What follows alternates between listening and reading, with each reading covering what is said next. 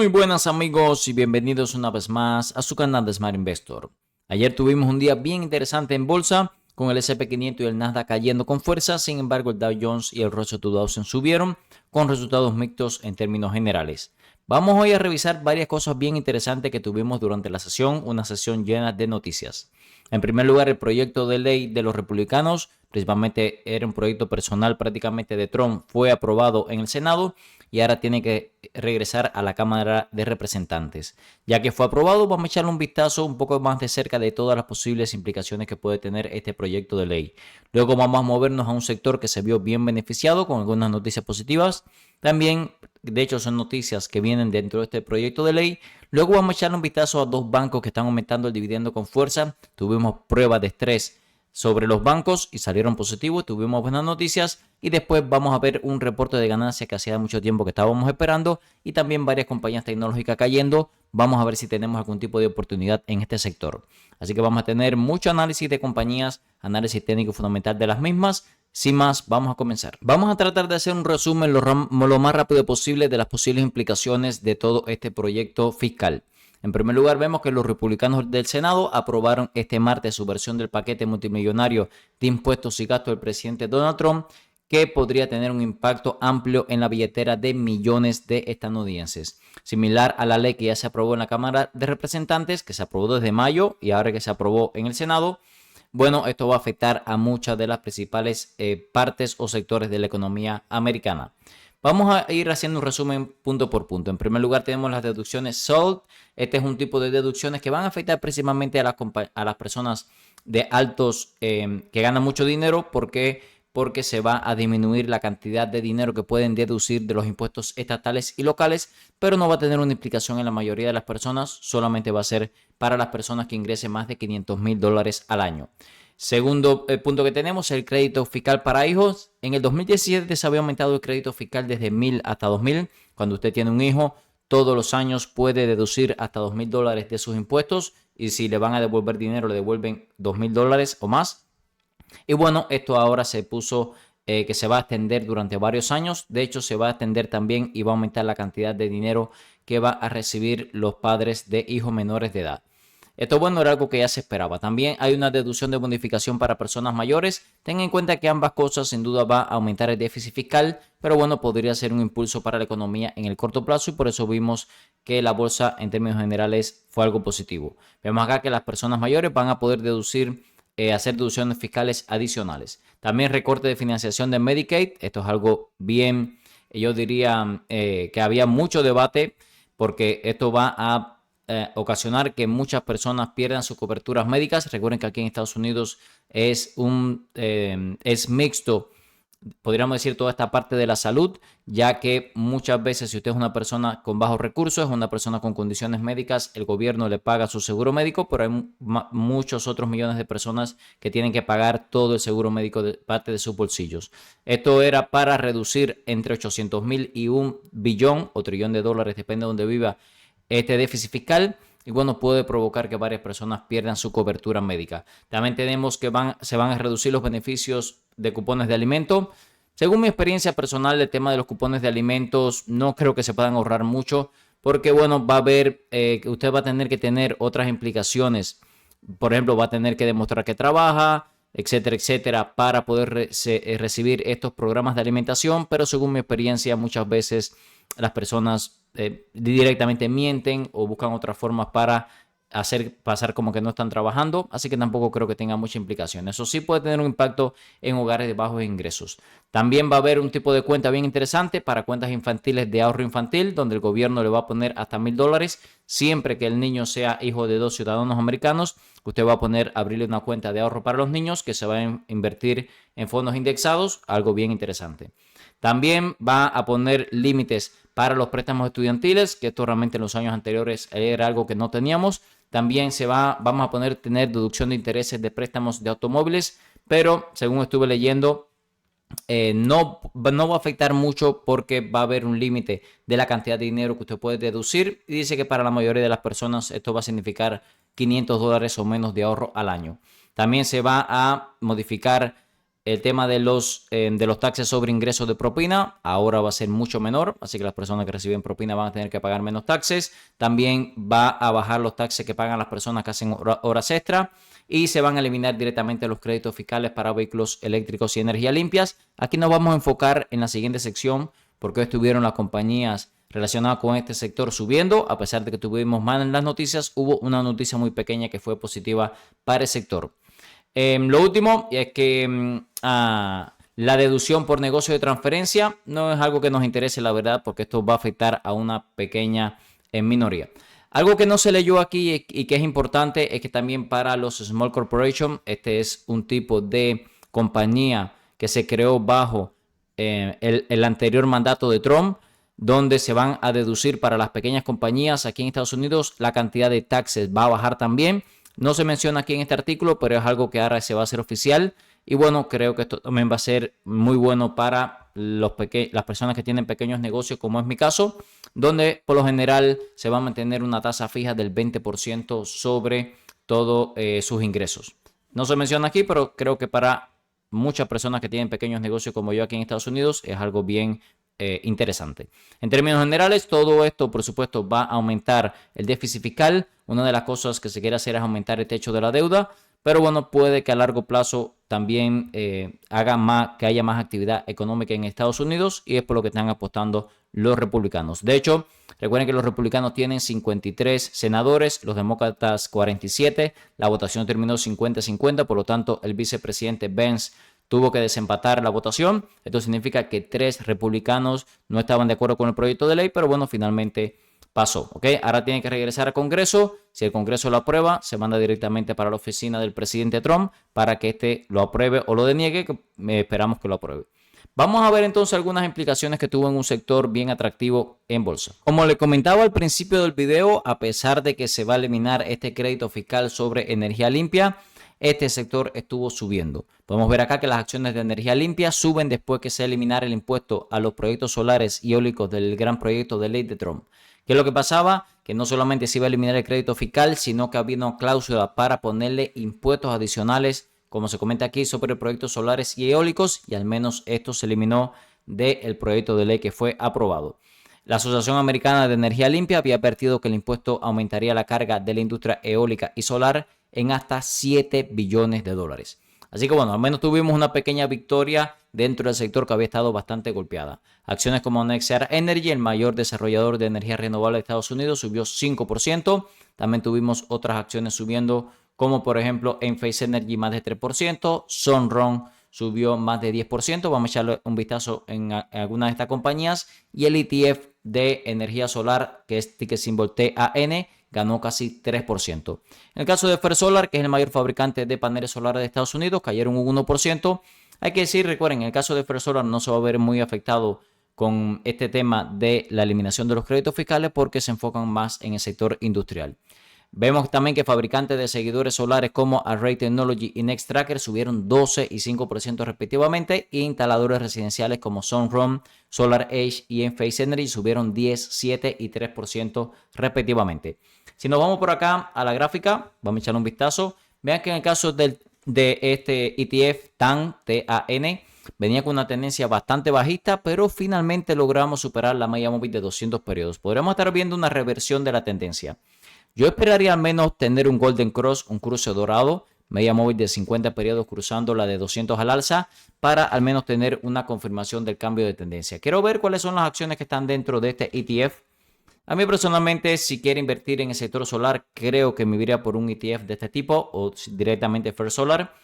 Pero realmente es muy difícil saber cuáles van a ser las ganadoras del sector. 600 millones tiene de activos, 0.5% de spend ratio, el ETF un poquito alto. Vemos por acá que de las compañías que están dentro son compañías, yo diría, de las mejores del sector. Nextracker, Enphase Energy, First Solar. Tenemos otras que no conozco que son de otros países. Y vean que diversificación es bien interesante. A pesar que la mitad de los activos están en Estados Unidos, también tenemos compañías chinas, israelitas, alemanas, españolas, en fin. una buena diversificación geográfica, ¿ok? Así que échale un vistazo a este sector que se ve bien interesante. Viendo otras que hemos analizado otras veces en el canal, vean como Enphase Energy 3% de subida. La realidad es que sigue muy bajita la tendencia de Enphase. Y en el caso de Sunrun también seguimos por debajo de la media móvil de 200 periodos. Así que tendría cautela. No creo que hayamos tenido una reversión de la tendencia del sector. Por ahora esperaría, ¿ok? Si estás buscando un broker confiable para operar desde Europa y Latinoamérica, mi recomendación es XTB. XTB está regulado en más de 11 países, te permite operar libre de comisiones por hasta $100,000 al mes, permite comprar acciones ETF, además de crear planes de inversión personalizados. Esta última funcionalidad me gusta especialmente ya que permite invertir en los principales índices del mundo con bajo riesgo y para obtener una alta rentabilidad. También te asignarán un agente para que te ayude a alcanzar tus objetivos financieros. Usa el link en la descripción de este video para obtener hasta $200 como beneficio de bienvenida, dependiendo del monto de tu primer depósito. Ahora el dinero trabaja por Zlatan. Y no es Zlatan por Vamos a el estar dinero. revisando ahora el reporte de ganancias de Constellation Brands, que fue un reporte de ganancias bastante malo y lo estábamos siguiendo muy de cerca porque recuerden que este es un sector, el de bebidas alcohólicas, que ha estado muy golpeado. Vemos acá que en el post-market las acciones están cayendo 0.52%. Como vemos aquí, la compañía no cumplió con las expectativas en ganancias por acción ni ingresos. Vemos que los ingresos cayeron 5.3% año sobre año. Así que bueno, fue un double miss, es decir, no cumplió con las expectativas de los analistas. Podemos ver por acá que también la guía que dieron para el 2026 en línea con lo que estábamos esperando, así que al menos mantuvieron la guía. Podemos ver aquí, vamos a leer un poquito más, y es que Constellation Brands, propietaria del modelo, no alcanza las ganancias debido a los aranceles al aluminio, afectan la rentabilidad. Vemos acá que las acciones de la compañía han perdido más de un 20% de su valor este año, impulsada por las preocupaciones sobre cómo los aranceles afectarían la demanda de su cerveza. Entre las cosas que dijeron en el call es que el informe trimestral que abarca los últimos 3 meses hasta el 31 de mayo incluye el inicio de los aranceles de Trump sobre las importaciones de cerveza enlatada a principios de abril. Y bueno, recuerden que aumentaron los aranceles sobre el aluminio al 25 desde el 25 al 50%, y esto tiene un impacto, por supuesto, en las latas de cerveza. Tanto la cerveza importada como el aluminio son cruciales para el negocio cervecero de Constellation, que representa aproximadamente el 80% de los ingresos totales de la compañía. El portafolio de cerveza Constellation solo incluye importaciones mexicanas como Corona, Pacífico y Modelo Especial, que superó a Bud Light como la marca de cerveza más vendida en Estados Unidos hace 2 años. Vemos acá que también el tema no solamente de los aranceles, sino que el tema de que los consumidores hispanos estaban comprando menos cerveza debido al temor de las políticas migratorias también está afectando a la compañía, y aproximadamente la mitad de la venta de cerveza de Constellation proviene de consumidores hispanos. Así que bueno, sigue la presión sobre el sector. En el caso de Constellation, a diferencia de otras marcas más internacionalizadas, bueno, depende mucho de las ventas norteamericanas, y vimos ahí que hay varios factores que están afectando a la compañía. La caída no es tan grande, 0.52%, se nota que ya estaba muy barata y al menos mantuvieron la guía para el resto del año fiscal 2026. Así que bueno, yo siempre le digo, cuando tenemos un reporte de ganancia malo, simplemente ser paciente y esperar el próximo reporte de ganancia antes de tomar decisiones de inversión. Vemos acá que la acción está muy barata por evaluaciones, cotizando un ratio precio-flujo de caja por debajo de 10, dando un dividendo bien interesante de 2.43%. Y vean que a largo plazo se espera crecimiento, pero todavía en este año fiscal 2026 se espera caída en ingresos y flujo de caja. Pero bueno, el 2027 un año rebote, y recuerden que siempre los inversores se adelantan a las expectativas de crecimiento a largo plazo.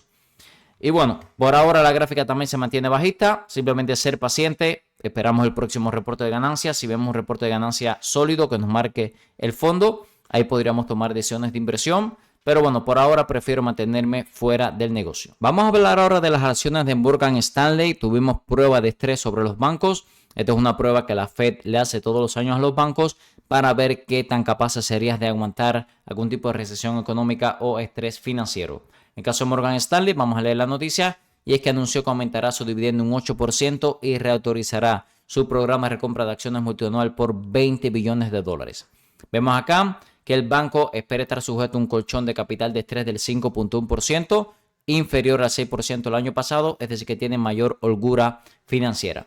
Si la Reserva Federal aumenta una norma propuesta que cambiaría a los estándares de cómo se calcula esto, también puede ayudar un poco más a la compañía, ¿ok? En el caso de Morgan Stanley, la tenemos en el portafolio de dividendos, 226 billones de capitalización de mercado, junto con Goldman Sachs, son los dos bancos de inversión más grandes de Estados Unidos. ¿Qué problema tenemos? Que ahora mismo estamos un 55% por encima de su fair value o valor intrínseco. Vean que las valuaciones también están en torno a un 40% por encima de sus promedios históricos. El dividendo no se ve tan interesante ahora, 2.62%, pero tengamos en cuenta lo siguiente. Si vemos una caída de la acción, vamos a ver dónde podremos ver una caída. Ya podríamos estar cobrando un dividendo superior al 3%. Y vean que a largo plazo se espera buen crecimiento en ganancias por acción. Los ingresos también creciendo a un ritmo constante. Es una compañía que en términos generales me gusta bastante.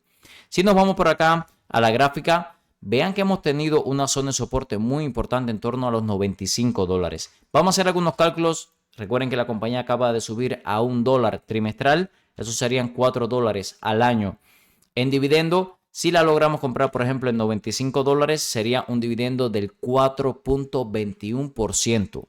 Nada mal, ¿eh? Más de 4% de dividendo. Yo sería paciente, simplemente esperar las zonas de acumulación por debajo de los $100. Y creo que ahí tenemos una muy buena oportunidad de comprar Morgan Stanley. Los invito a que revisen la descripción de cada uno de los videos del canal, donde tenemos nuestra herramienta de inversión de Smart Investor Tool, nuestras membresías con muchísimo contenido exclusivo para los miembros, nuestros servidores Discord, los brokers que usamos para inversión a largo plazo, nuestras redes sociales y muchísimos videos más donde pueden mejorar su estrategia de inversiones. Continuamos. Tuvimos un resultado muy similar en la prueba de estrés de Wells Fargo, 265 billones de capitalización de mercado, uno de los bancos más grandes de Estados Unidos. Como podemos ver aquí, también la compañía planea aumentar el dividendo a 45 centavos por acción, un 12.5% de incremento, y bajaron el colchón de capital de estrés, nuevamente una métrica de qué tan holgada pueden ser las finanzas de la compañía, desde 3.8 a 2.5%. Así que bueno, fueron buenas noticias también para Wells Fargo. Estamos hablando de que este dividendo del $0.45, si lo anualizamos, lo multiplicamos por 4, nos daría $1.80. Desde los precios actuales en torno a $81, sería un dividendo del 2.22%. Como pueden ver, no es un dividendo tan interesante, pero es una compañía que ha tenido un rally alcista demasiado fuerte. Vemos acá, de hecho, las valuaciones están en torno a un 15-40% por encima de sus promedios históricos. Vean que el dividendo en torno al 2% no se ve tan interesante. Y fíjense cómo la compañía tuvo que recordar el dividendo durante el 2020, pero a partir de ahí lo ha estado incrementando nuevamente. Vemos además que se espera un crecimiento bastante sólido a largo plazo. Yo diría que si la lográramos comprar en esta línea tendencial, tal vez en la zona de los $65, sería una compra mucho más interesante. Si volvemos a calcular el dividendo comprándola a $65, vean que nos da un dividendo de casi el 3%. Ya sería un dividendo mucho más interesante. Yo esperaría, hemos tenido una clara línea tendencial dándonos compras en el pasado. Simplemente le esperaría en esa zona de compra. Vamos a ver ahora tres acciones tecnológicas que estuvieron corrigiendo más de 5% durante la última sesión. La primera de ellas es Spotify, cayendo casi 6%, una clara toma de ganancias en la acción. Estaba muy cara ya, estaba 54% por encima de su fair value, valor intrínseco, 145 billones de capitalización de mercado, se ha convertido en una compañía muy grande, pero vean las valuaciones que estamos pagando. Ratio precio-ganancias por encima de 100, ratio precio-flujo de caja casi en 50. Es verdad que no tiene ningún tipo de problemas financieros y muy buen crecimiento, pero realmente me dan un poco de vértigo esas valuaciones. Vemos que se espera muy buen crecimiento a largo plazo, más de 15% de incremento, 13% en ingresos, 20% de las ganancias por acción y más de 20% de crecimiento en el flujo de caja, pero aún así estamos pagando un forward PER, un PER futuro de 57. Así que bueno, la verdad que es muy buena compañía, pero con estas valuaciones, incluso cayendo casi un 6%, no se ve interesante.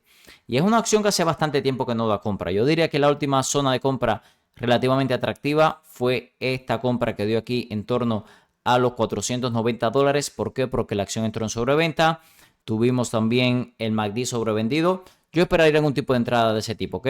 Pegado a la media móvil de 200 periodos, indicadores técnicos sobrevendido, ahí tendría mi zona de acumulación en Spotify. Si les está gustando el contenido de nuestro canal, se pueden suscribir al mismo, activar las notificaciones para no perderse ningún video nuevo. También pueden dejar un comentario que respondemos 100% de los mismos y dejar un like y compartir este video para ayudar a que nuestra comunidad siga creciendo. Continuamos con las acciones de Twilio cayendo también casi 6%. Esta es una compañía tecnológica de casi 18 billones de capitalización de mercado. Vemos por acá que no ha generado ganancias en los últimos 4 trimestres, pero vean también que el ratio precio-flujo de caja en 25 está un poco caro, pero muy por debajo de sus promedios históricos, y el ratio precio-ventas en 3.9, también bastante por debajo de sus promedios históricos. Vemos que es una compañía también que se espera buen crecimiento a largo plazo, más de 7% de incremento en ingresos, más de 80% de las ganancias por acción y el flujo de caja creciendo también a un ritmo del 16%. No está mal el crecimiento, simplemente que las evaluaciones están un poco caras. De hecho, estamos pagando un forward PER de 83, que realmente es una evaluación bastante cara. Vean qué interesante también la gráfica. Venía la compañía teniendo una zona de resistencia muy clara en torno a los $80.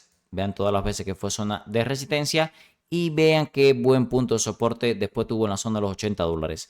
Yo creo que si la lográramos comprar en esta línea, cerca de los $80, por debajo de la media móvil de 200 periodos con el R100 sobreventa, sería una compra técnica y fundamental muy atractiva. Como vemos aquí, las acciones de Cloudflare también corrigieron más de 5.5%. Esta es otra compañía tecnológica muy grande, 64 billones de capitalización de mercado. No generó ganancias durante los últimos 4 trimestres. El ratio precio-flujo de caja en 140 sigue siendo muy caro, al igual que el ratio precio-ventas en 36. Se espera muy buen crecimiento a largo plazo, 24, casi 25% de incremento en ingresos, más de 200% de incremento en ganancias por acción y el flujo de caja creciendo a un ritmo del 45%. ¿Qué problema tenemos? A pesar del crecimiento en el flujo de caja, según mi opinión, es un flujo de caja totalmente insuficiente para justificar las evaluaciones de la compañía y no se espera que genere ganancias hasta el 2028. Así que bueno, con esos problemas, personalmente no tengo interés por el momento de comprar la acción. Ahora, si estaríamos pensando en un trade, ahí estaría mucho más interesante. Vean esta línea tendencial que arrancó en el 2023, la ha respetado perfectamente durante los últimos 2 años. Yo diría que si lográramos comprarla en la línea tendencial, poniendo stop loss, ahí sería una compra para trading muy interesante, pero como inversión a largo plazo, por ahora no me interesa. Como vimos en el video de hoy, amigos, finalmente se aprobó el proyecto de ley de Donald Trump en el Senado de los Estados Unidos y tuvimos algunas noticias positivas para el sector de energía solar, ya que un impuesto que se iba a poner en este proyecto de ley se eliminó. Esto provocó que el ETF de las acciones de energía solar subiera casi 3% y algunas compañías como Enphase Energy y Sunrun subieran un 3 y un 10% respectivamente.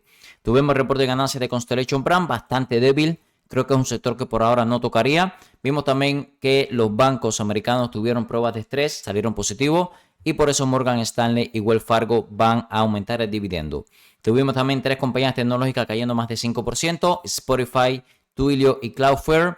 La verdad que Spotify es el negocio que más me gusta, pero también es verdad que cotizan las 3 a unas valuaciones demasiado caras. Yo diría que hay que esperar correcciones importantes en tecnológicas para que aparezcan oportunidades. Recuerden que todo el contenido es con fines educativos, ya que yo no soy un asesor financiero.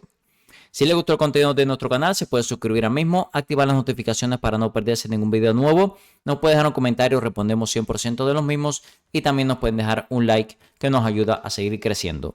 En la descripción de cada uno de los videos del canal siempre va a poder encontrar en el primer enlace nuestra herramienta de inversión de Smart Investor Tool que utilizamos hoy para análisis fundamental y en el segundo enlace nuestra membresía Futuros Millonarios donde comparto las compras y ventas para los portafolios, grupos exclusivos en Discord, más de 50 clases de los cursos de análisis técnico fundamental y opciones financieras y mucho más contenido para los miembros. Muchas gracias y nos vemos en el próximo video.